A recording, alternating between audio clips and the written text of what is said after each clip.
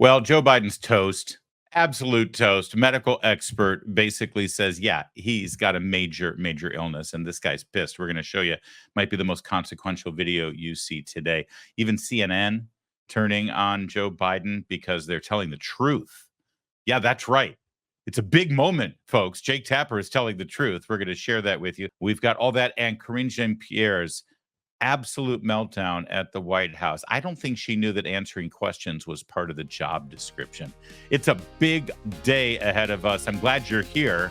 My name's Larry O'Connor. You can call me Larry. We're live right now, like we always are at this time, every single work day at Rumble. Make sure you join us on Rumble. We're also live on Facebook for Town Hall and on X for Larry O'Connor. And if you're watching us after the fact across our entire broad spectrum of Town Hall media sites, that includes Town Hall, Hot Air, Red State, PJ Media, Twitchy, and of course, Bearing Arms. Hey, it's great to see you. Thanks for adding your comments to the entire happening here, and we appreciate your support and sharing our videos across all of your social media platforms too.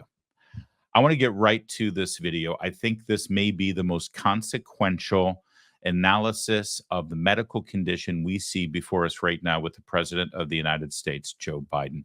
Now, sadly, this appeared on NBC News Now. Yeah, that's NBC's streaming service where they give news and yada, yada, yada. I need you to watch this. I need you to pay attention to it. And then I need you to share this wherever you can. This needs to be seen everywhere. NBC News did their due diligence. Oh, look, we're talking to an analyst here. We're talking to a doctor and an expert. Why isn't this on NBC Nightly News? Why isn't this on MSNBC? Why isn't this on the Today Show? They're burying it. You need to see it right now, and then you need to share it. Take a look. You noticed anything that gives you a red flag as a doctor? Oh, yeah. I see him 20 times a day in clinic. I mean, it's ironic because he has just such classic features of neurodegeneration. I mean, word finding difficulties, and that's not, oh, I couldn't find the word. That's from degeneration of the word retrieval area. He's also overcome stuttering, though. Could that be part of that, too? No, this is not a palatal issue or a speech discrepancy, which is very different from a lemma dysfunction, actual word retrieval, where you pick a similar question or talk around the issue, plus the rigidity, monotone voice. Wait, go back to that, the rigidity. What do you mean? Rigidity, loss of arm swing, standing up lordotically. You notice when he turns, it's kind of end block turning. It's not a quick turn. So that's one of the hallmarks of Parkinson's is rigidity and bradykinesia, slow movement. And he has that hallmark, especially with the low voice that said was a cold, hypophonia.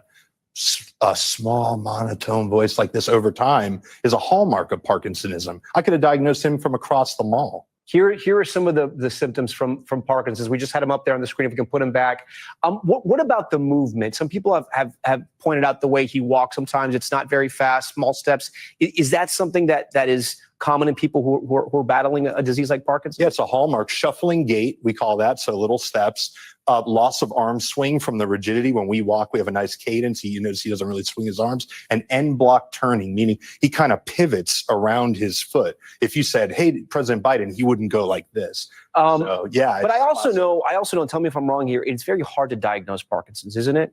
It's not simple. I mean, I've heard that it can be. It's one of the easier movement disorders to diagnose, actually. Right, but it's so clinic. There's very little other. And I'm a Democrat. I always say about this. Right. It's just like this guy is not a hard case. But I've had relatives who have gone through neurological issues, and I've heard that sometimes Parkinson's is not very easy to nail. You have to take a lot of tests. It's early on. If you're just presented with like hallucinations, that could be a variety of things, or just the cognitive problems. That could be Alzheimer's versus Parkinsonism, and that becomes a little nebulous. But once you start manifesting the hallmark motor symptoms, right? Slow movement, rigidity, mass facies, hypophonia. I mean, if a med student did not pick Parkinson's on the test, they'd be remediated. So let me ask you, you're a Democrat, you're a doctor. You sound like you're frustrated with what the White House is saying. Yeah.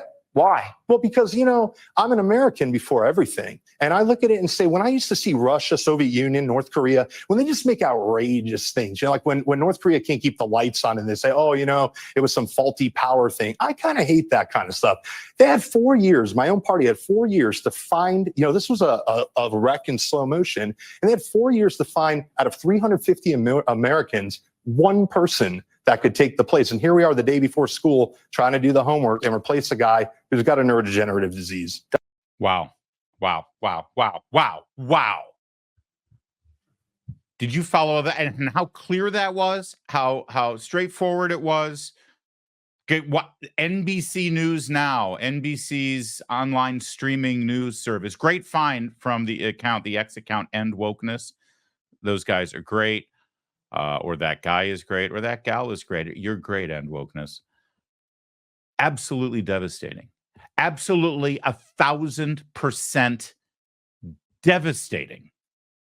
And I'm not one for, television diagnoses of people. All right. But I got to tell you something. And forgive me for telling tales out of school. I'm not going to name any names. I have a friend of mine who has actually been diagnosed with Parkinson's. And I am telling you, 8 months ago, this friend of mine said, Biden's got Parkinson's. 8 months ago. And he's not alone. There are other people, there are other doctors, there are other individuals who either know someone with Parkinson's or have Parkinson's themselves, and they're all keeping their mouth shut. This guy deserves a medal for speaking out. I want to break this down just a little bit with you, if we could. Just anything that gives you a red flag as a doctor? Oh, yeah. I see him 20 times a day in clinic. I mean, it's ironic because he has just such classic features of neurodegeneration. I mean, word finding difficulties, and that's not, I couldn't find the word. That's from degeneration of the word retrieval area. He's also overcome stuttering, though. Could that be part of that, too? No, this is not a palatal issue or a speech discrepancy, which is very different from a lemmonode dysfunction, actual word retrieval, where you pick a similar question or talk around the issue, plus the rigidity, monotone voice. Wait, go back to that, the rigidity. What do you mean? Yeah, we'll get to the rigidity in a moment, but did you hear what he had to say there about the distinction here with stuttering versus actually not being able to find a word? All right, that's the difference. If you've met somebody with a stutter, a speech impediment, they'll have trouble saying a word, and then they'll immediately find the replacement word to say it instead.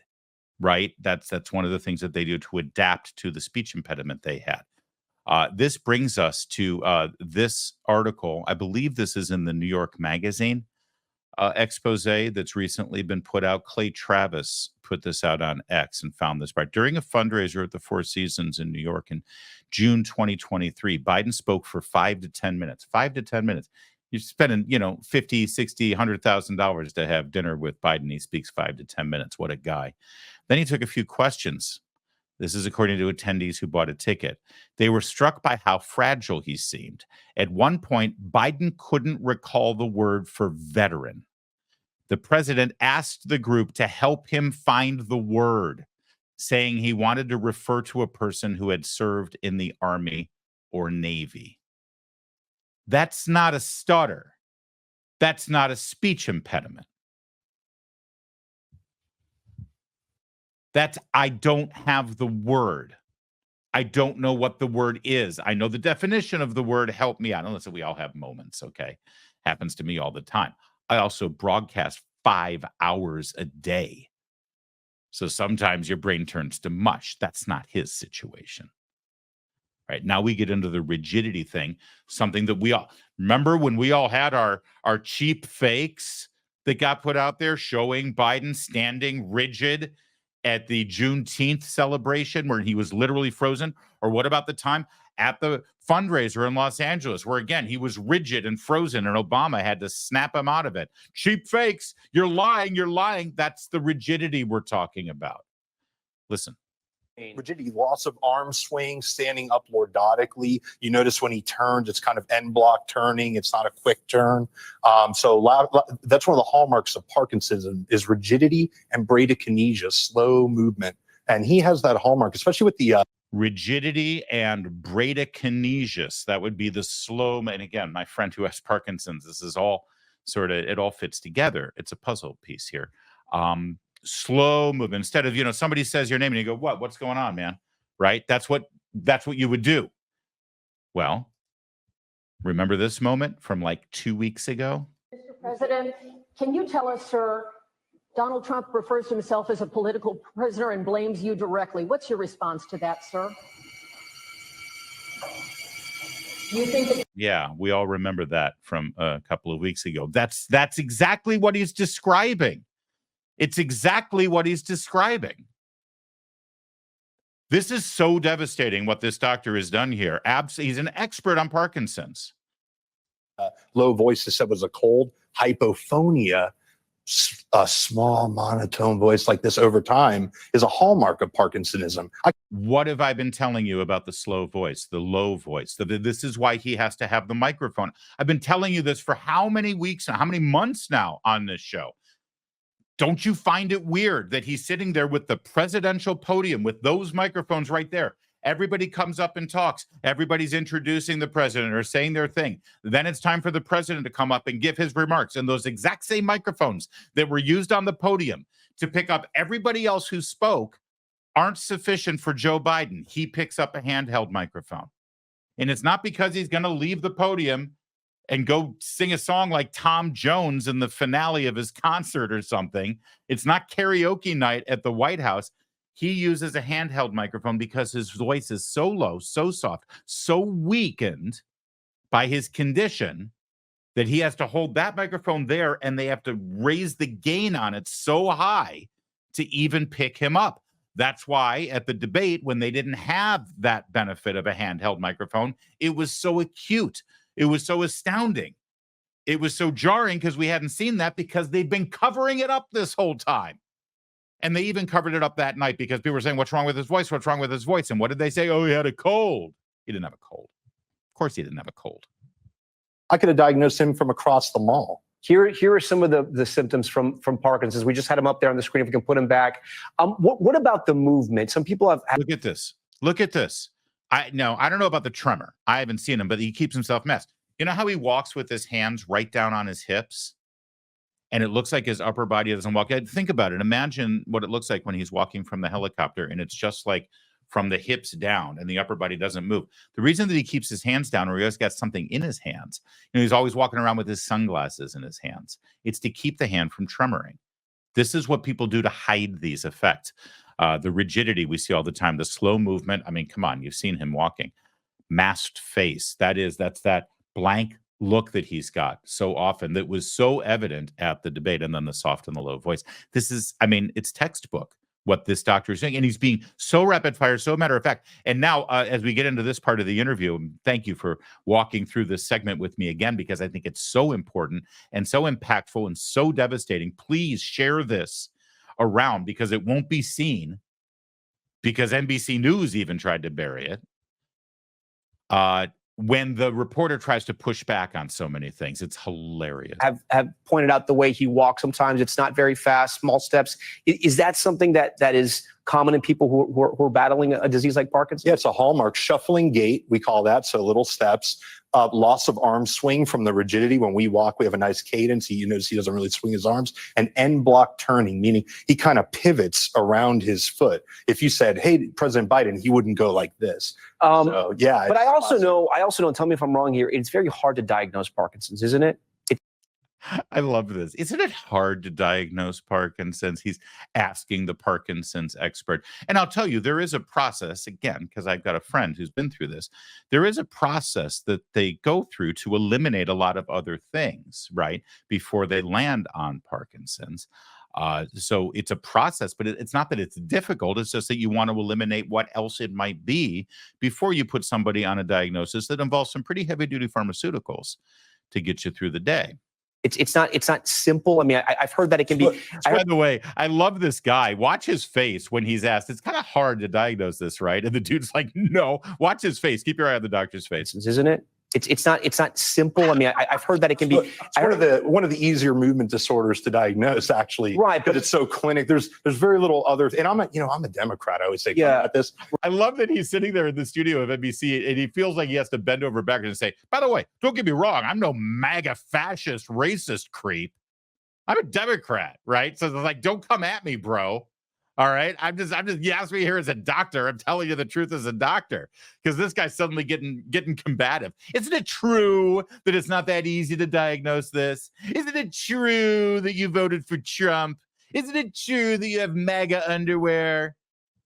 Right. It's just like, this guy is not a hard case. But I've had relatives who have gone through neurological issues, and I've heard that sometimes Parkinson's is not very easy to nail. You have to take a lot of tests. It's early on. If you're just presented with like hallucinations, that could be a variety of things, or just the cognitive problems. That could be Alzheimer's versus Parkinsonism, and that becomes a little nebulous. But once you start manifesting the hallmark motor symptoms, right? Slow movement, rigidity, mass facies, hypophonia. I mean, if a med student did not pick Parkinson's on the test, they'd be remediated. So let me ask.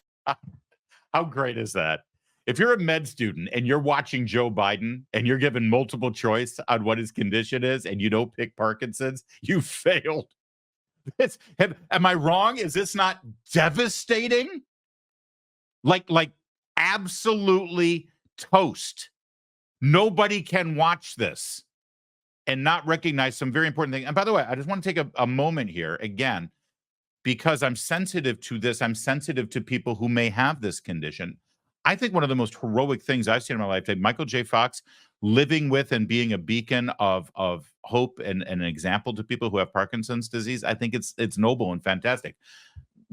To hell with Michael J. Fox. How about Pope John Paul II, Saint Pope John Paul II the Great, who lived with Parkinson's for years? Remember the courage when his hand was trembling as he blessed himself and blessed the Blessed Sacrament when he was presiding over Mass, and he was hunched over and his movements were restricted, but he was a shining beacon, an example, especially as the pontiff and the vicar of Christ, the example of love and faith and hope and charity here on the planet, that people who have debilitating diseases still deserve respect and honor and love, that they are not disposable, that they are still useful and impactful in our lives.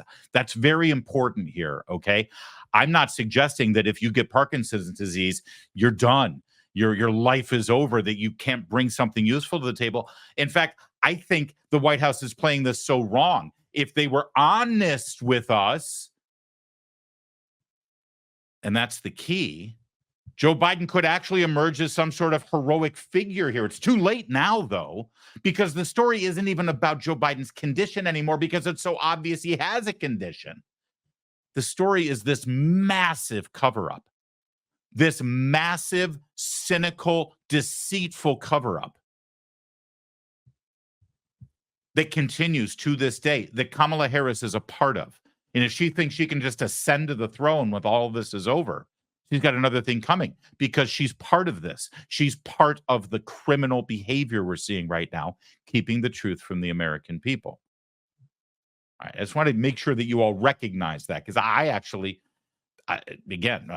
said what I've said here. Unless you're a Democrat, you're a doctor, you sound like you're frustrated with what the White House is saying. Yeah.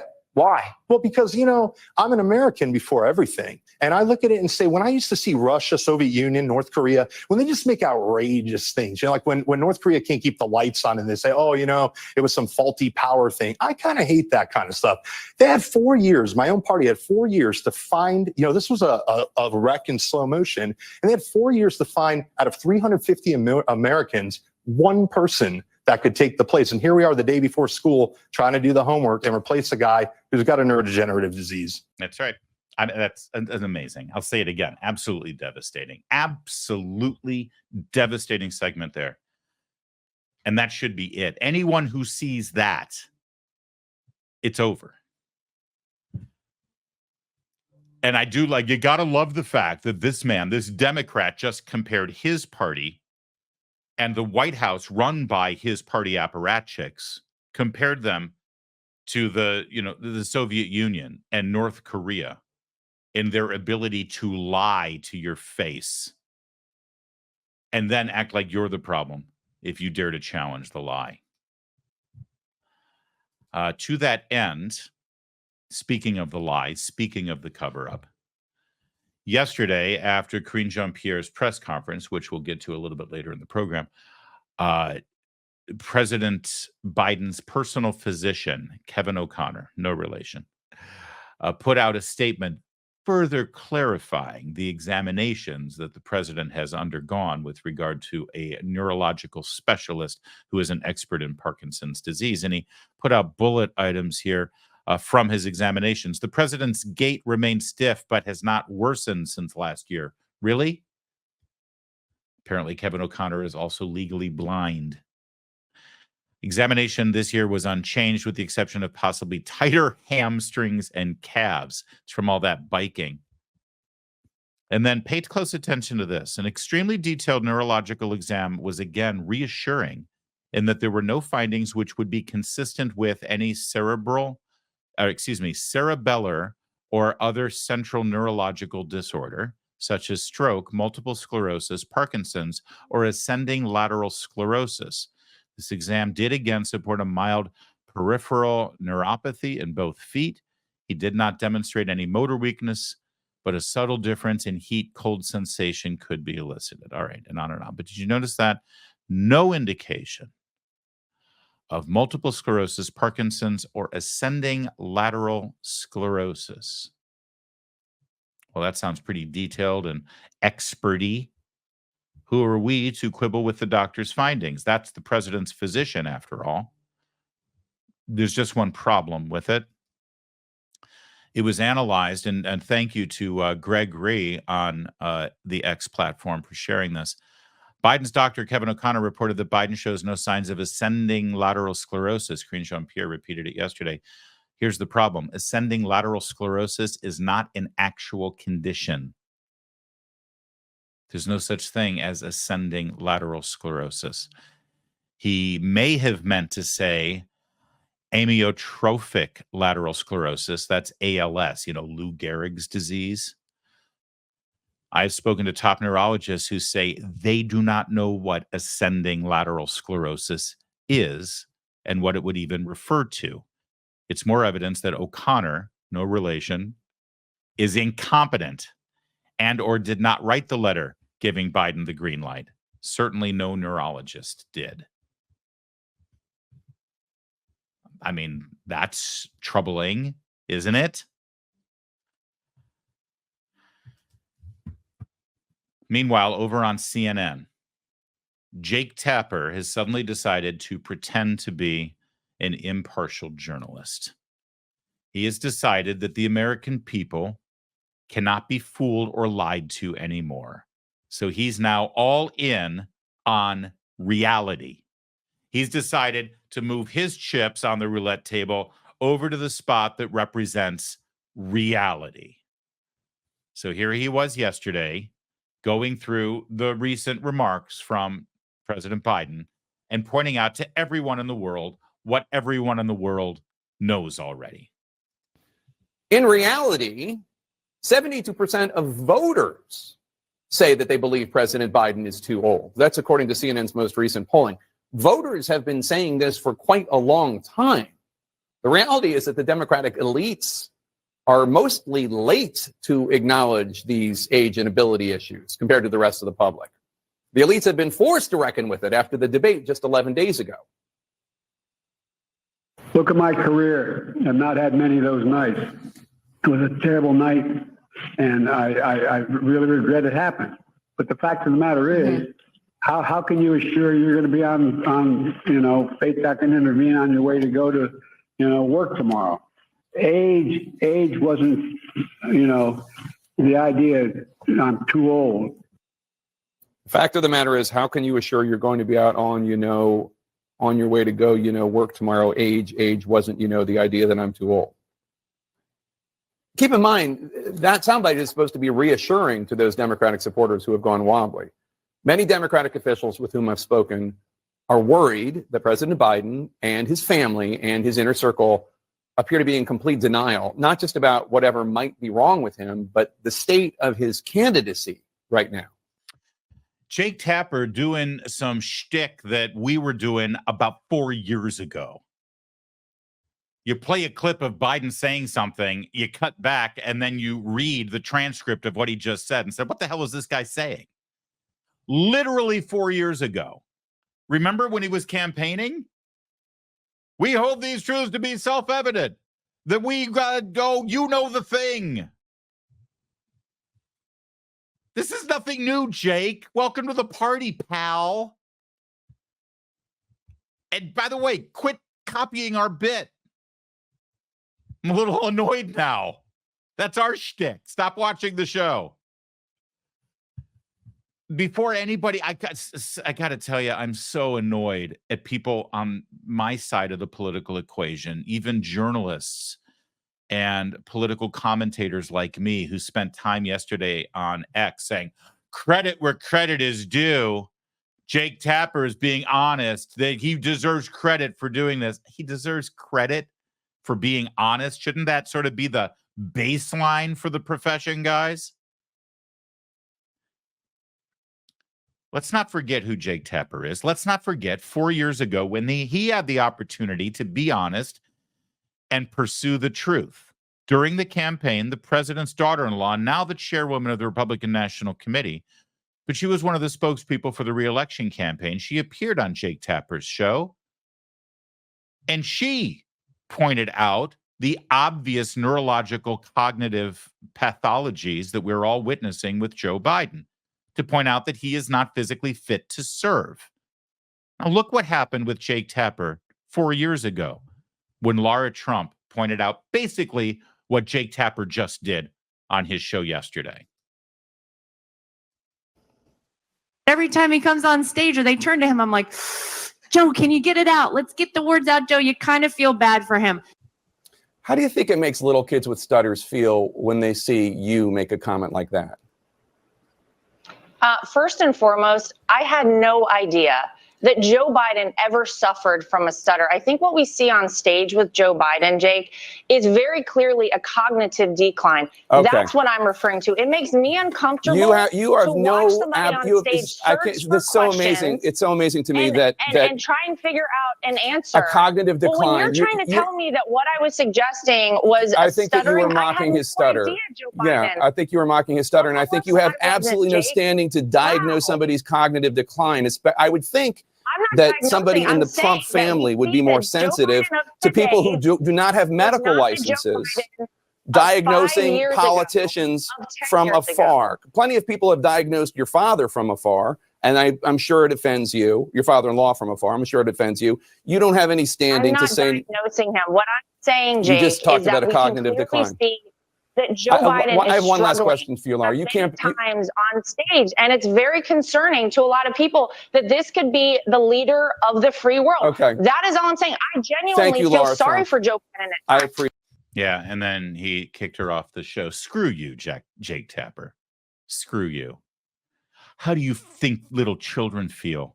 Little children with stutters. How do you think they feel about you making fun of the president? He's overcome a stutter, don't you know? Don't forget, everybody who wants to give credit to Jake Tapper for 4 years later coming around to reality and not using his show and his platform and his network as a political weapon against people he holds a grudge against. And just remember, hold on. Where is it? I got to see that face right there. That's the Jake Tapper face to remember at all time. That smug arrogance.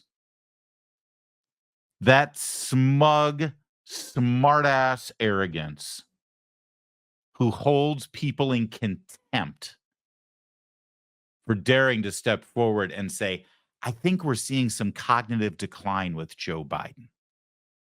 Look at that face. That's Jake Tapper, not this guy who now suddenly decides that he's got to, let's see which way things are going. Yeah, you know what? I better have some semblance of credibility left.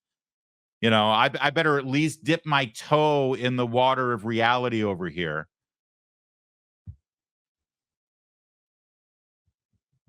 And by the way, the segment from yesterday when Jake Tapper is pointing out, it's clear the president has suffered some sort of decline here. It's clear that the president has trouble getting words out. It's clear this, it's clear that. I'm sorry, are you giving a medical diagnosis from afar, Jake? Just like Laura Trump did on your show 4 years ago when you kicked her off? What a smug, arrogant. He's the worst. You know, I remember working for the sainted Andrew Breitbart, who watches over me every single day we do this. And I was the editor of Breitbart TV. My job was to pull video, mostly from cable news, of people saying and doing outrageous things that would annoy you. And then, well, you know, like the videos we do on the show here every day, and get you fired up. And I would post those videos on Breitbart TV, and then they get shared on social media and used in talk radio. And that's what's my job. And I remember Andrew called me one day and he says, dude, you're posting too much MSNBC stuff. You know, Keith Olbermann and, oh boy, back in the glory days of Keith Olbermann and Ed Schultz and the whole lineup there at MSNBC. And it's like, it's all MSNBC, Al Sharpton. And I'm like, yeah, well, Andrew, that's the money videos, man. I mean, these are the people, they're nuts and they've given us great content. He goes, I don't care anymore about MSNBC. MSNBC is who they are. They've already decided who they are. They don't hide it. You know, Keith Olbermann will tell you who he is out front. Okay. This is Andrew Breitbart talking to me. They're not the problem. CNN is the problem. The problem is CNN. The problem is Wolf Blitzer. The problem is Anderson Cooper. The problem are people like Jake Tapper who pretend like they're not partisan. They pretend like they're not activists. They pretend like they're objective. They're just following the truth and they're just following the facts. They pretend like they're real journalists who don't get involved in such petty fights. Oh, really? Look at that face. Look at that face. Andrew Breitbart, as usual, was right. The problem is Jake Tapper. That said, one more clip from Jake yesterday when he did bring on a medical professional, Sanjay Gupta. He's the resident quack there on CNN. Don't forget, he's the one who made sure you wore a mask and got injected and social distance during COVID. But that's okay. He got a raise probably at the end of that. And, well, Jake asked Sanjay Gupta to do exactly what he just admonished Laura Trump not to do, and that is to give an opinion about President Trump's medical condition. Excuse me, President Biden's medical condition. What was your reaction to the debate? What did you think as a doctor?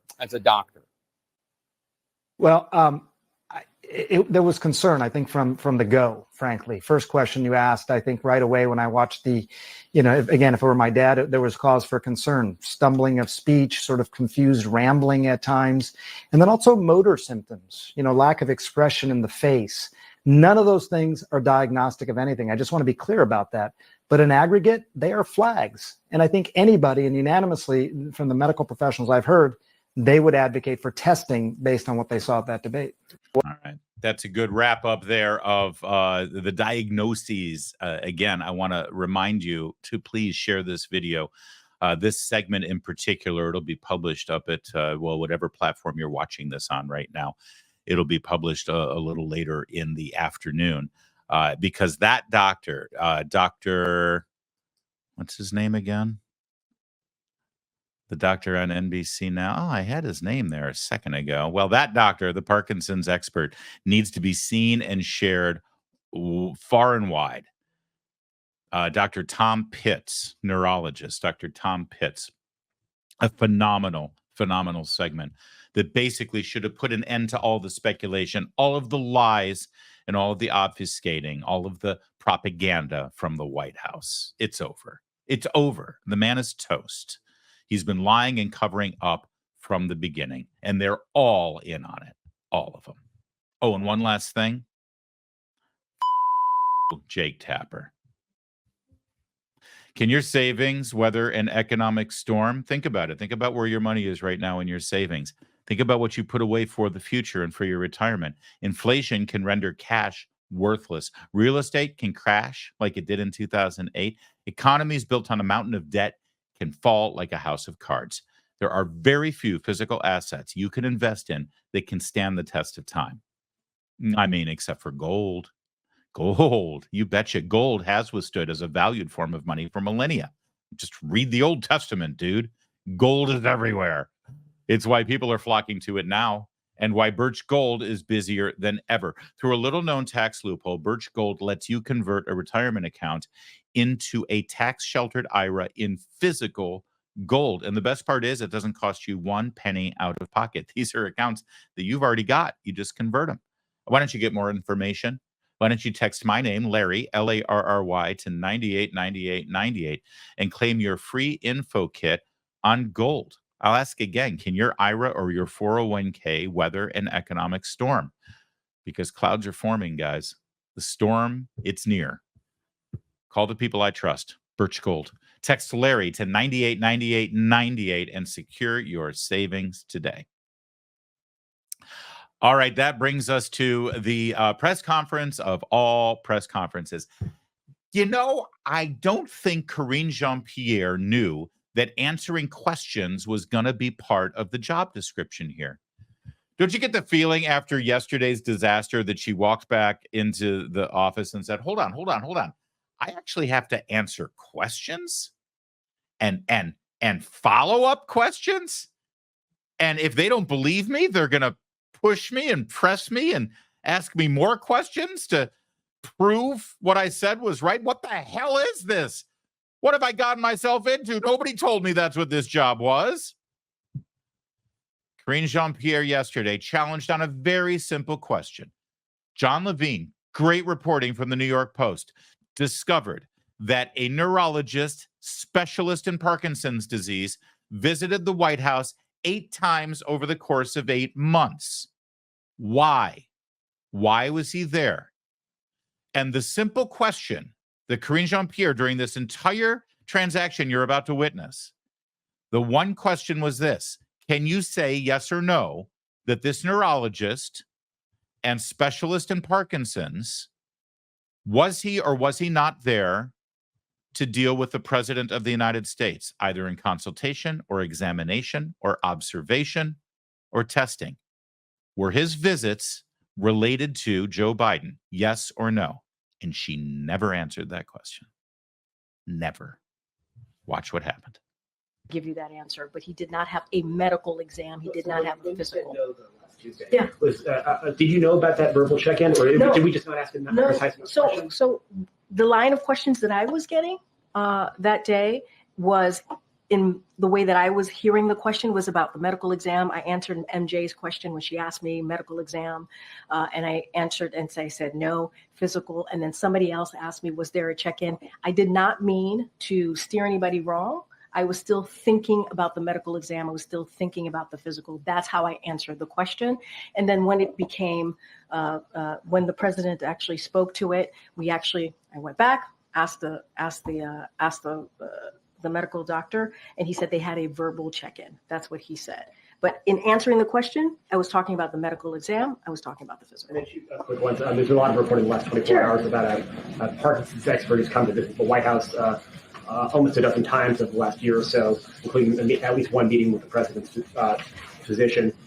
Could you state, like, very clearly, yes or no, was that expert here to participate in anything surrounding the care of the president of the United States? So let me just say a couple of things. We have had a comprehensive, and I just want to take another step back, comprehensive. Okay, there's no step back needed here, okay? You heard the question. It's Ed O'Keefe, CBS News, and it's going to get heated in a minute because he gets frustrated, as we all are. The question was, were the visits of this neurologist, expert in Parkinson's, related in any way to the president of the United States? That's all. That's all. Well, let me just take a step back. No. Why? Were his visits related to the president? Yes or no? Yes, she doesn't answer that question, yes or no. Wonder why. Well, you'll see why. Physical examination. The president has had that. We've given a comprehensive report. We've shared that the past 3 years. Every year that he has had this exam, he sees a neurologist. And just to give you a quote from that, from the report most recently in February, an extremely detailed neurological exam was again reassuring in that there were no findings which would be consistent with any cerebellar cerebellar or other central neurological disorders such as a stroke, multiple sclerosis, Parkinson's, or ascending lateral sclerosis, end quote. So that came directly from in February in that comprehensive report that was provided by the president's doctor to me that I shared with all of you. So anyone who is watching can certainly go to our website. Which was this expert's visits, was multiple visits to the White House pertaining at all to the president? Well, here's the thing. I've said he has had three. He has had three physicals. In those three physicals, that's when he has seen a specialist, a neurological specialist. I have to be super mindful here, and this is why, and I'll explain this to you in a second. There are thousands of military personnel who come onto this White House. Many of them get the care from the White House medical unit, and so need to be super careful. There are, the medical unit hosts a wide range of specialists, from dermatologists to neurologists. And so I cannot speak to every person because there's actually a security reasons to protect their privacy. We respect and protecting people's privacy. So do not want to share. I'm not going to share people's names from here. But the president, I can tell you, has seen a neurologist 3 times as it's connected to a physical that he gets every year that we provide to all of you. All right, let me, there's more to this and we're going to watch it, but I need to break down some of the lies that you just saw. And they're the worst kind of lies because they're distraction lies, they're pivot lies, they're I'm going to behave like I'm telling you facts, truth, and information when I'm actually deflecting from the topic at hand. And again, I want to go back. The question is the visits from this neurologist, a specialist in Parkinson's, to the White House. Was it or was it not related to President Biden? She still hasn't answered that question.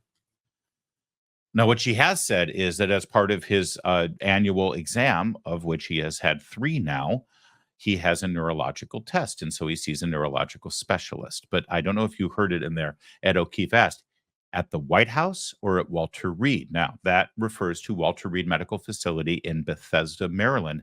That is where the president goes for his physical examination. And by the way, that is where Dr.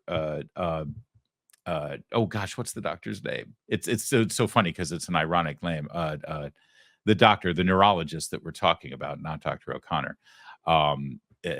This is where the doctor that is in question here is actually a resident. He works at Walter Reed. So if President Biden is going to Walter Reed to get his physical, and that's where the neurologist is, you'd think that he would be examined by the neurologist there. So why 8 times did this neurologist leave Walter Reed in Bethesda, Maryland, and go down to the White House in D.C.?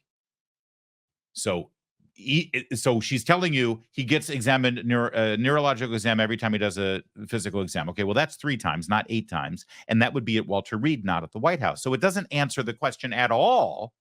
Kennard, thank you, El Captain Beefheart, in the chat room there at Kennard. It's just funny that it's Kennard because it's like, it's a Kennard. This whole doctor is a Kennard.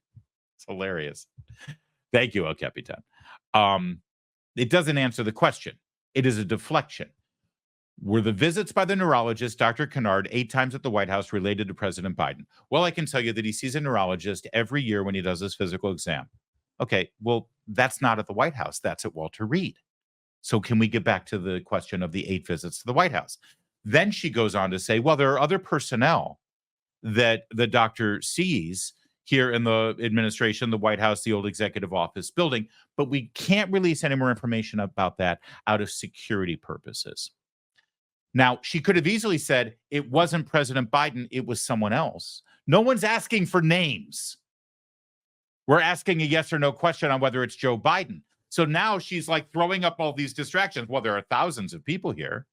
And he could have been here to examine other people as well. We can't release any names because of security and privacy purposes. By the way, side note, this administration wanted to keep you from having a job unless you released personal health information about whether you got a vaccine or not. This administration wanted to keep you from being able to travel on planes or out of the country. This administration wanted to issue vaccine passports so you couldn't even go into a restaurant. In fact, I was asked in Los Angeles because this president's party's governor, Gavin Newsom, and their mayor, Eric Garcetti, who's now Joe Biden's ambassador to India, they instituted the totalitarian vaccine passport. So you had to show your proof of getting the jab before you went into a restaurant. And so it's pretty rich for her to stand up there and wrap herself in the blanket of private health information and personal health data that should be protected and kept secret. Because during the pandemic, these guys didn't want you to have any secrets. People got fired and lost their jobs. They booted people out of the military if they didn't get the shot. And now, oh, well, for privacy purposes, we can't reveal who the doctor saw. Oh, give me a break. All right. We'll let her continue. Can I ask you a very basic, direct question? Wait. Hold on. Wait a second. Eight times, or at least once, in regards to the president specifically. Hold on a second. Not what you should be able to answer by this point. Wait, no. No, wait a minute. Ed, please. A little respect here, please. So every year. Sorry, I got to jump in here. It was at this moment when Sean Spicer and Sarah Huckabee Sanders and Kayleigh McEnany all burst out laughing while watching this press conference, and maybe even threw a brick at their television. Hey, a little respect here. Oh, honey. Oh, Raggedy Ann, you have no idea what disrespect at a White House press briefing looks like. Are you kidding me? Seriously? Oh, that's just precious. Okay, I'm sorry. Around the president's physical examination, he sees a neurologist. That's 3 times, right? So I am telling you that he has seen a neurologist 3 times while he has been in this presidency. That's what I'm saying. I am telling you that he has seen them 3 times. That is what I'm sharing with you, right? So every time he has a physical, he has had to see a neurologist. So that is answering that question. No, it's not. No, it is. It is. You're asking me.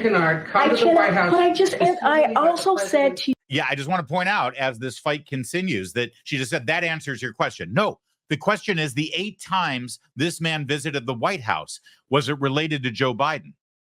Now, she answered a question, but it's not that question. She answered the question, has the president ever been examined by a neurologist? Her answer was, every year at his physical examination, he is examined by a neurologist. That's great. But that's not the question. You see what she's doing. And Ed O'Keefe, God bless him, CBS News. I love everybody starting to find Jesus here. He recognizes that it's all complete and total and that she is him. And Ed O'Keefe finally has grown a pair. To you, Ed, I also said to you, for security reasons, we cannot share names. We cannot share names. We have to. Others he would have met with. We cannot. You can share names in regards to if someone came here. No, in regards we to cannot share. We cannot share names of specialists broadly, from a dermatologist to a neurologist. We cannot share names. There are security reasons. We have to protect. I understand that. I hear you. Right there for anyone to see. Ed, I hear you. I cannot from here confirm any of that because we have to keep their privacy. I think they would appreciate that too. We have to give them. We have to keep their privacy. It is public. I hear you. Guys, hold on a second. There's no reason to go back and forth and be in this aggressive way. Missed around here about how information's been shared with the press corps around here. What do you missed about? What do you missed about? Everything he just asked about. And then every time I come back and I answer the question that you guys asked. Correctly, then have to come back and clean up. I never answered the question incorrectly. That is not true. I was asked about a medical exam. I was asked about a physical. That was in the line of question that I answered. And I said, no, he did not have a medical exam. And I still stand by that. Matter of fact, the president still stands by that. He had a verbal check-in. That is something that the president has a couple times a week. Now in regards to Dr. Kevin Kennard. And I am telling you right now that I am not confirming names from here. It is the security reasons. I am not going to do that, Ed. It doesn't matter how hard you push me. It doesn't matter how angry you get with me. I'm not going to confirm a name. It doesn't matter if it's even in the log. I am not going to do that from here. That is not something I am going to do. What I can share with you is that the president has seen a neurologist for his physical 3 times. 3 times. And it is in the reporting that we share a comprehensive reporting. Matter of fact, it's more than what the last guy shared, and it is in line with what George W. Bush did. It's in line with what Obama did. And so it is comprehensive. It is out there. I just read a quote from it, but I am not going to devolve somebody's name or confirm someone. I'm not going to do that. That is as privacy for that person. I'm not going to do that. It doesn't matter how hard you push me. It doesn't matter how angry you get with me from here. I'm just not going to do that. It is inappropriate and it's not acceptable. So I'm not going to do it. Not about the name. Go ahead. Right, No, you go ahead. cannot confirm the name. You know, it's not just the lies. It's the condescending arrogance along with the lies. The attitude that there's something wrong with you for not taking the that we're feeding you. That you've got the problem for daring to smell the ripe pile of that is sitting right in front of you and then pointing out, hey, this sure smells like something. And then her condescending, patronizing, faux anger. It may be real anger because she's actually being challenged at her job. But the lie after lie after lie. I'm not going to confirm a name out of privacy. The name is public. It's on the White House log, the visitor log. Now, let me add a little bit more context for you because I work in Washington, D.C. As you know, I do a morning radio show in Washington on WMAL. This morning, I had Congressman Ronnie Jackson of Texas on my show. You may recognize that name. Not only is he a member of Congress, but he was the White House physician for 3 presidents, for George W. Bush, for Barack Obama, and for Donald Trump. So he knows Dr. Kennard, the doctor in question here, who is a neurologist and a Parkinson's expert. So I asked him about this. Now, we're talking about the White House visitors log, right? And I can confirm this. I have visited the White House for my professional duties. I've also visited the building right across from the White House. It's not across the street. It's adjacent to it. There's an alley there. It's called the Eisenhower Executive Office Building, or it's called the Old Executive Office Building because they've outgrown it now because the administrative state has grown so big that there's a second, newer executive office building. But if you work for the White House, if you're really special, you work in the West Wing and also downstairs in the White House. If you're the next level of special, you work in the Old Executive Office Building. And if you're the lower tier of special, you work in the other executive office building. All right. So I have been there for my job and my duties. I've been to the White House, and when you check in, you go through the security gate at the White House. It's right in front of the West Wing where this press briefing is taking place right now.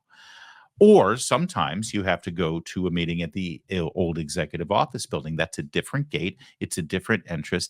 It's a different log. That's not considered the White House log, okay? That's 2 things, first of all. But secondly, more important, if you're on the White House log and you're going to do work with the White House physician or the president's physician, there is a different examination room right below the residence. All right. This is not the medical facility that is there for all of the people who work there and military personnel and the Marine Corps guards and everything. This is, and again, I got this from Dr. Ronnie Jackson, who was the White House physician, who was the president's doctor. He is a retired officer in the Navy and now a member of Congress. He says there's a different examination room below the president's residence that is reserved, and it's just for the president and his family and close confidants or advisors and such. That's where Kennard was going. So when she talks about the thousands of people that could have been there, she's lying. I mean, she's telling the truth. There are thousands of people who work there.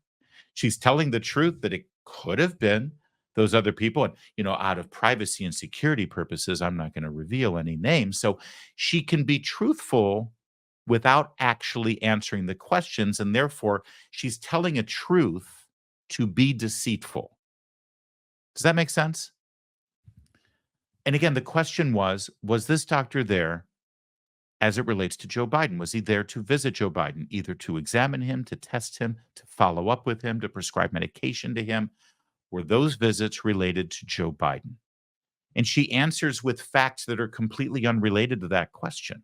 So those facts that she provided were meant to deceive. And that's what and she is angry and frustrated and near tears because the reporters aren't swallowing it like they always have.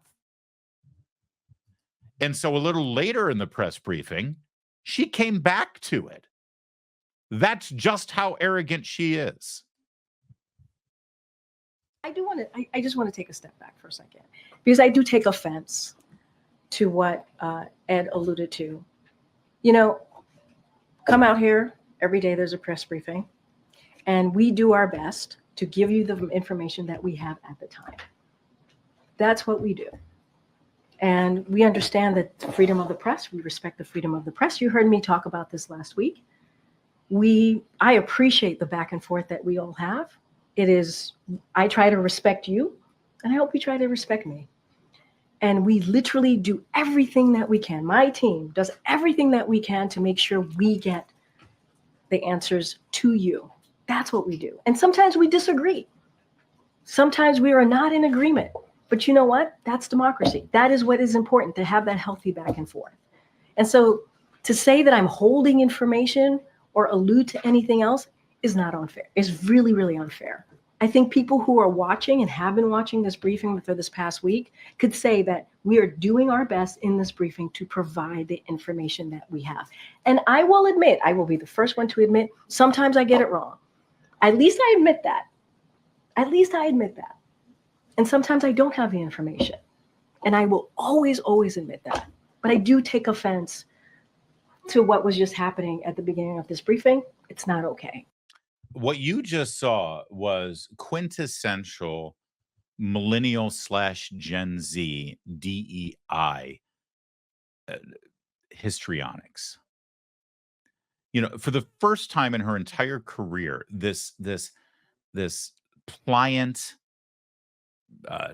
lapdog White House reporter pool dares to push back and dares to challenge her. This comes after days and days and days of her obfuscating and saying, no, the president, you know, the precursor to all of this was she claimed that the president had not been examined after the debate. And then the president in an interview said, yeah, he saw a doctor after the debate. And then she said, well, it was just a check-in. It wasn't an examination. She's been lying to them. She got caught in the lies. She's asked a basic question. Were these visits from the neurologist for Joe Biden? And she still refuses to answer it. So Ed O'Keefe says, why won't you answer the question? You're hiding something from us. And what does she get? What does she get? You know, the slightest pushback. And suddenly, I take offense. I take offense. You have personally offended me. This is not okay. I need my quiet room. I need a safe space on campus to be able to absorb all of this and deal with it. I take offense as the last refuge of any scoundrel who has been caught in a lie. When you point it out and you challenge them, and again, this is all a distraction. It's all a deflection. You point out the fact that we've caught you in your lie. We can see what you're doing. And the only response is, I take great offense to that. I come out here every day and I work and I work and I try and I try. And sure, sometimes I get it wrong, but at least I'll admit that I get it wrong. But to even dare to suggest that I am not, I take great offense to that. But I am not going to forget it. Break. It's an embarrassment. And you know what's even worse? When this is all over, this woman is going to be rewarded with some job for some Fortune 100 company. She'll end up working for Facebook or Google, and she's going to rake it in. And she's an abject failure. She's a laughing stock. She's a joke. But I'll tell you, Zuckerberg's looking at this over at Meta. He's like, dude, I need someone who will lie for me like that. I need someone who can stare at the world with a straight face and not only lie for my company, for Facebook, for Instagram, but also make you feel like there's something wrong with you for even asking the question in the first place. You bet she'll get hired. Of course she will. One other thing at the press briefing yesterday, the further infantilization and emasculation of the President of the United States, as both John Kirby and Karine Jean-Pierre pointed out that this Thursday, Joe Biden, the leader of the free world, the commander-in-chief of our United States military and armed forces, and the head of the executive branch of the United States federal government, will be holding what they like to call a big boy press conference. A big boy press conference. After that, the president will hold a press conference. I guess a big boy press conference is what we're calling it, and take some questions from y'all. This week, President Biden will speak to national labor leaders of AFL-CIO, host the NATO summit to show the unprecedented strength of our alliance, hold a press conference, a big boy press conference, according to Justin Sink from Bloomberg. A big boy press conference. By the way, in case you're wondering what a big boy press conference is, it's a press conference where the President of the United States takes more than 2 questions from the press, 2 questions that have not already been pre-approved and in some cases scripted out for him. That's what big boys do. I still, by the way, doubt that it will be a big boy press conference. We'll cover it for you here, of course, on this program. But it will only be a big boy press conference if, in fact, he has no teleprompter, no note cards, and no earpiece. And I doubt they can carry that off. But the way they talk to this man, this is the President of the United States, and they're giving it the big boy press conference. He's such a big boy. Look at you. Look what you did. You got your pull-ups on and everything. Yeah, you're a big boy. You did not pee your pants. Not this time you didn't. Good for you. It reminds you of Joe Biden. Joe Biden, as embarrassing as the debate was for the president, this may have been the most mortifying moment. Joe, you did such a great job. You answered every question. You knew all the facts. Look at him. Look at him. You did such a good job. You answered all the questions. You knew all the right answers. You're a big boy now. Next week, we'll let you do a press conference, a big boy press conference. That don't go sit down now. Go have a snack. We got some goldfish for you and your big boy. That man is toast. As you've seen, it's just a matter of time. But it's over. It's done. It's finished. Kaput. El finito. Bye-bye, Joe. The only question is, who are they going to prop up next? All right, that's it for today, but we'll be back next time. And in the meantime, my name's Larry O'Connor. You can call me Larry.